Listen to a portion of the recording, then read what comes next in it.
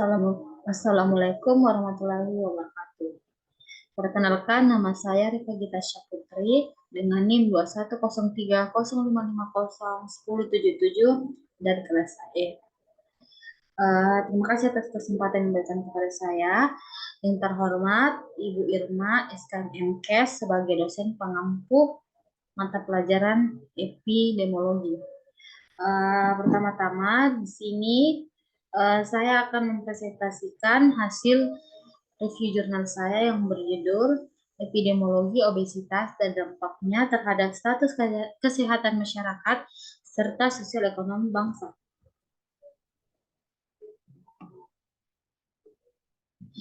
Identitas jurnal. Yang pertama, penulisnya yaitu Mas Rul. Yang kedua, volume dan halaman. Volume 41 nomor 3, halaman 152 sampai 162. Tahun terbitnya yaitu tahun 2018.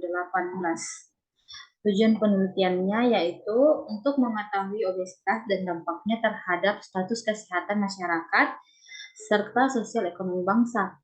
Metode penelitiannya yaitu artikel ini ditulis berdasarkan studi kepustakaan yang berhubungan dengan epidemi obesitas dan dampak obesitas terhadap status kesehatan masyarakat serta sosial ekonomi bangsa. Pendahuluan. Obesitas merupakan penyakit kronis dan multifaktorial dan juga disebut penyakit inflamasi kronik yang ditandai dengan peningkatan total lemak tubuh. Distribusi kejadian obesitas berhubungan dengan faktor jenis kelamin, usia, tingkat pendidikan, dan status ekonomi. Epidemiologi obesitas di berbagai negara. Di negara maju, permasalahan kesehatan akibat obesitas saat ini melebihi masalah kesehatan akibat rokok dan alkohol. Beberapa ahli menyebutkan obesitas sudah suatu epidemi, bahkan ada yang menyebutnya dengan pandemi. Kemudian, di berbagai negara maju dan berkembangnya juga memperlihatkan bahwa peningkatan prevalensi obesitas seperti di negara Amerika Serikat dari tahun 1960 sampai 1980 terjadi peningkatan dari 2 sampai 9% menjadi 15%. Sehingga pada tahun 2000 prevalensi obesitas pada orang dewasa sudah menjadi 30%. Sebanyak 13% dari total populasi orang obesitas di dunia ada di Amerika Serikat. Kemudian, populasi yang menderita obesitas terbanyak di dunia. Tabel pertama, tabel distribusi negara berdasarkan jumlah penduduk yang menderita obesitas. Yang pertama, negara Amerika Serikat, di mana jumlah penduduk menderita obesitas sebanyak 86,9 juta jiwa. Kemudian Cina memiliki 60 juta jiwa menderita obesitas. Kemudian India memiliki 40,4 juta jiwa. Lalu Rusia memiliki 29,2 juta jiwa. Brazil 26,2 juta jiwa. Meksiko memiliki 24,9 juta jiwa. Mesir memiliki 21,8 juta jiwa. Jerman 17,1 juta jiwa. Pakistan 16,7 juta jiwa, dan Indonesia memiliki 15,1 juta jiwa yang menderita obesitas. Kemudian, tabel distribusi provinsi di Indonesia berdasarkan persentase menderita obesitas. Yang pertama, di negara Aceh, pada tahun 2007 memiliki 14,6%. Kemudian di 2013 memiliki 16,3%. Sumatera Utara pada 2007 memiliki 19,1%. Kemudian di 2013 memiliki 18,1%. Selanjutnya Sumatera Barat pada 2007 memiliki 18,2%. Kemudian di 2013 memiliki 13,2%. Di Riau pada 2007 memiliki 15,4%. Kemudian di 2013 memiliki 13,7%. Jambi pada 2007 memiliki 11,9%. Pada tahun 2013 memiliki 12,3%. Sumatera Selatan pada tahun 2007 memiliki 10%. Kemudian di 2013 memiliki 10,9%. Bengkulu pada 2007 memiliki 19,6%, kemudian di 2013 memiliki 12,9%. Lampung pada tahun 2007 memiliki 13,8%, kemudian di 2013 memiliki 8,2%. Bangka Belitung pada tahun 2007 memiliki 20,1%, kemudian pada tahun 2013 memiliki 18%. Lalu Kepulauan Riau pada tahun 2007 memiliki 19% dan pada tahun 2013 memiliki 18,2%. Yang terakhir DKI Jakarta pada tahun 2007 memiliki 29,9%, kemudian 2013 memiliki 20,8%. Distribusi kejadian obesitas. Secara epidemiologi, obesitas tidak akan terdistribusi sedemikian rupa saja di tengah masyarakat, akan tetapi obesitas akan terjadi karena ada faktor-faktor yang menyebabkan, seperti yang pertama, jenis kelamin. Jenis kelamin secara empiris, wanita lebih banyak menderita obesitas dibandingkan pria. Hal ini disebabkan faktor hormon wanita dan aktivitas sehari-hari, serta persentase lemak tubuh. Kemudian yang kedua, usia.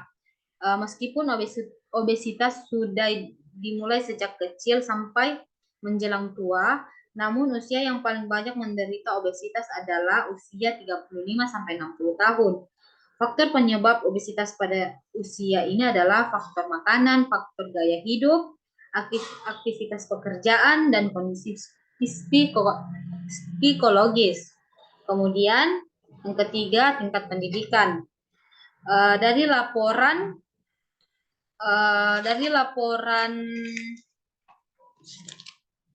Organisasi Kerjasama dan Pembangunan Ekonomi 2016 ditemukan wanita berpendidikan rendah 2-3 kali menderita obesitas lebih banyak dibandingkan dengan wanita berpendidikan tinggi. Pada pria tidak ditemukan perbedaan yang spesifik tersebut. Apabila anggota keluarganya mengalami obesitas, terutama orang tuanya, maka anaknya akan mempunyai peluang lebih besar mengalami obesitas. Terjadinya hal ini karena dampak gaya hidup, pola makan, dan kebiasaan olahraga di tingkat rumah tangga. Yang terakhir ada status ekonomi, di mana di negara maju seperti Amerika Serikat, Rusia, Jerman, dan Tiongkok, obesitas banyak terjadi pada kelompok masyarakat dengan sosioekonomi menengah dan tinggi. Sedangkan di negara perkembangan seperti India, Indonesia, Mesir, dan Pakistan kejadian obesitas banyak terdapat pada masyarakat dengan tingkat sosioekonomi menengah ke bawah.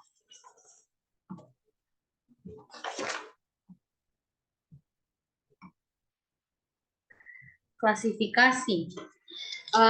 Tipe obesitas pertama adalah obesitas sentral, disebut juga obesitas android atau obesitas abdominal. Obesitas tipe ini ditandai dengan tinggi body mass index atau BMI, presentase lemak, dan lingkaran perut juga besar. Lingkaran perut wanita lebih besar dari 80 cm, sedangkan lingkaran perut pria lebih besar dari 94 cm. Kemudian dampak obesitas terhadap status kesehatan masyarakat.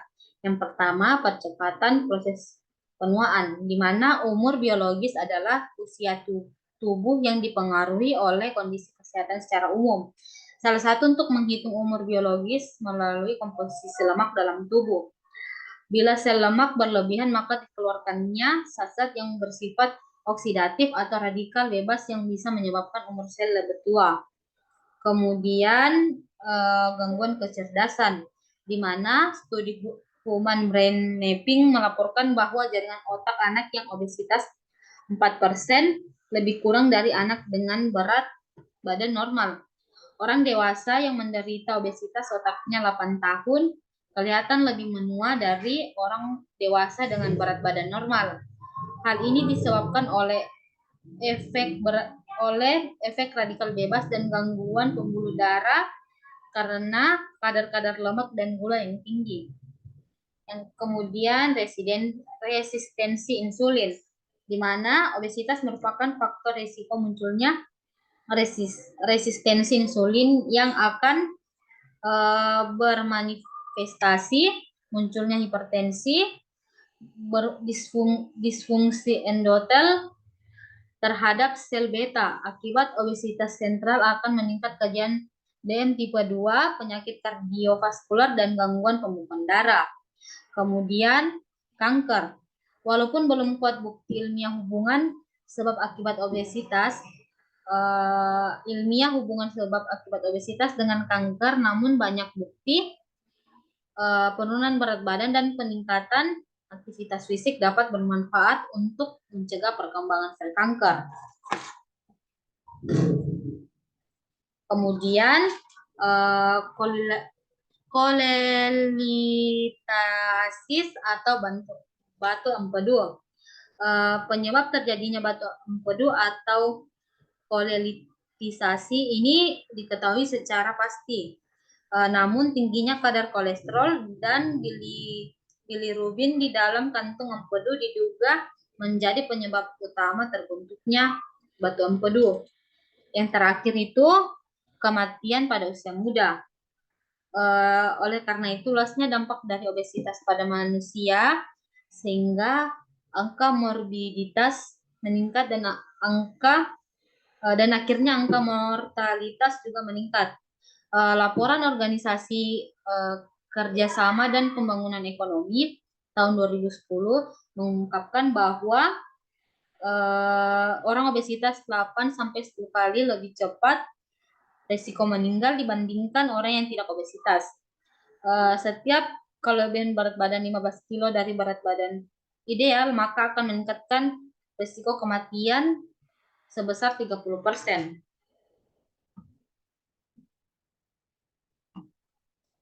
Dampak sosial ekonomi dari obesitas. Pertama, aspek sosial. Dampak sosial dari meningkatnya obesitas ini akan menurunnya kualitas kehidupan penderita. Nah, menurunnya produktivitas individu dan negara, serta tingginya biaya asuransi atau biaya kesehatan di suatu negara. Berbagai dampak sosial akan muncul karena kesakitan dan kematian anggota keluarganya akibat penyakit yang berikatan dengan obesitas. Yang kedua, aspek ekonomi, di mana obesitas mempunyai dampak terhadap peningkatan risiko kesehatan dan kematian. Oleh karena itu, biaya kesehatan penderita obesitas 25% lebih tinggi dari orang yang berat badan normal. Biaya yang dikeluarkan merupakan biaya langsung karena kesakitan dan kematian, dan biaya tidak langsung yang dikeluarkan karena menurunnya produktivitas, sering pekerja absen karena sakit dan biaya lainnya. Kemudian pengendalian dan penanganan epidemi obesitas. Prinsip dasarnya penanggulangan obesitas adalah intervensi gaya hidup dan terapi medik seperti obat-obatan dan operasi bariatrik bila diperlukan. Perubahan gaya hidup lebih ditekankan pada modifikasi perilaku makanan dan aktivitas fisik. Kemudian kesimpulan. Obesitas sudah menjadi epidemi baru di dunia sejak 25 tahun terakhir ini. Peningkatan obesitas tersebut disebabkan oleh efek perubahan sosial, biologi, teknologi, dan ekonomi. Penyebab dasar obesitas adalah ketidakseimbangan antara kalori yang masuk dengan penggunaan kalori. Dampak obesitas sangat luas terhadap penyakit yang diawali oleh resistensi insulin seperti diabetes tipe 2, kardiovaskular, dan kanker. Peningkatan prevalensi obesitas global akan meningkat pula mortalitas dan morbiditas di usia relatif muda. Konsekuensi dari epidemi obesitas berdampak terhadap derajat kesehatan masyarakat dan meningkatnya pembiayaan kesehatan untuk penanggulangan obesitas. Mungkin itu saja yang bisa saya sampaikan. Lebih dan kurangnya mohon dimaafkan. Wassalamualaikum warahmatullahi wabarakatuh.